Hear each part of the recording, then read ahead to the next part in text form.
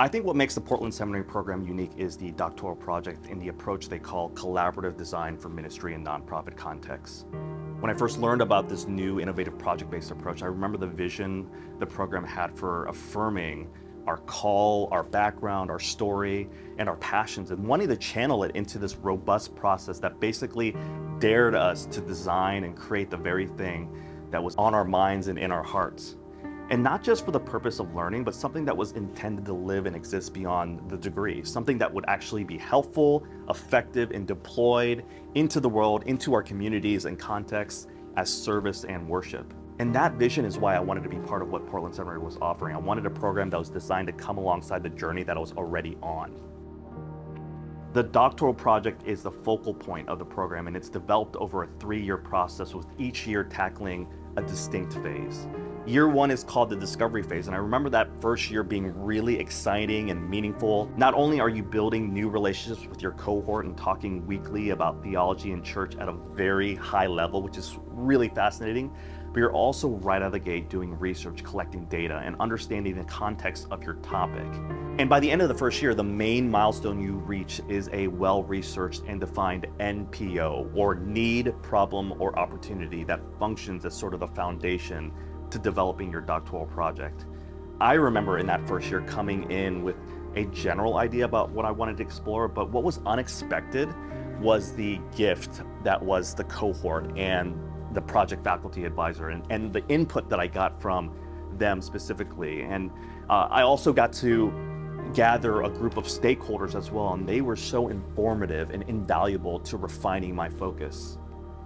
In year 2, the design phase, you're now ready to have your project take shape.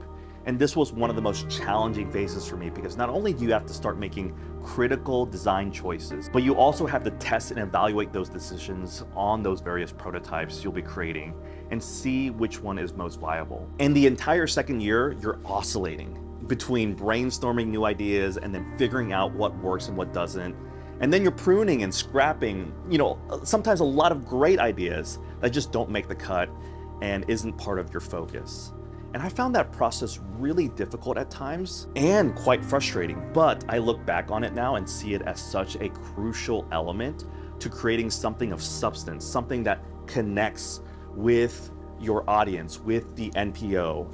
And you're using data and metrics and research.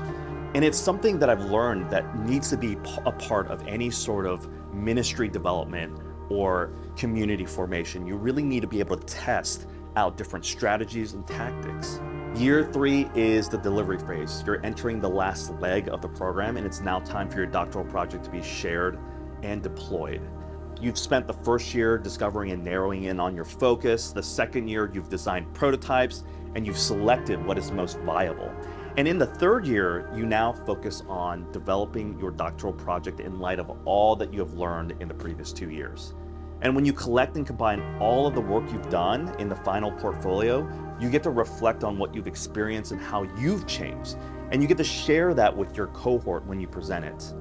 And they get to share their journey with you, and it becomes this truly transformative and celebratory event. It's something that I won't forget for the rest of my life. When I look back on the entire experience, I think about the relationships I got to build. I think about the times of celebration and the times of mourning. A lot of life happens in 3 years. I think about how this was a season for me to develop the ministry God is calling me to in my life.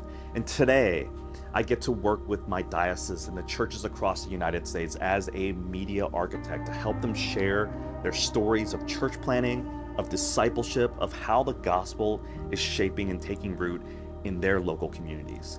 And it's just the beginning. I love what I get to be a part of, and I'm excited to witness how Jesus is calling his church to himself now and in the future.